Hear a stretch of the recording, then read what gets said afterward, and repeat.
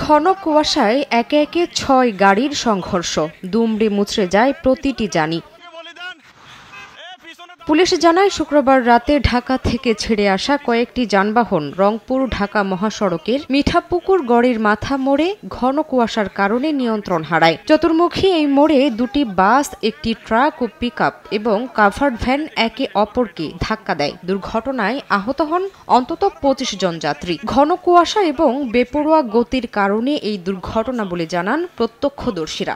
আসলে কি কুয়াশার কারণে যখন লাইটের আলো তো ফোকাস হচ্ছে না, আর দুই পাশে দুইটা গাড়ি ছিল, মানে ব্রেক জুমেতেই গাড়িটা লেগে গেল। কয়েকটা গাড়ি এই কুয়াশার কারণে না দেখার কারণে আপনার ৫-৬টা গাড়ি এসে পিছনে লাগাই দিয়েছে। ৫-৭টা গাড়ি অ্যাক্সিডেন্ট হয়েছে একসঙ্গে।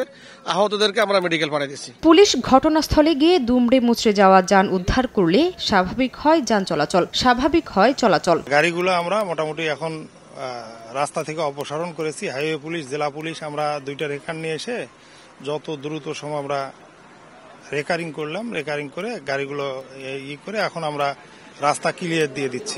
এর আগে কুয়াশার কারণে মধ্যরাত থেকে পাটুরিয়া, দৌলতদিয়া ও আরিচা কাজিরহাট নৌ রুটে ফেরি চলাচল বন্ধ হয়ে যায়। মাঝ নদীতে আটকা পড়ে ৬টি ফেরি। কুয়াশা কেটে গেলে সকাল 10টায় স্বাভাবিক হয় ফেরি চলাচল।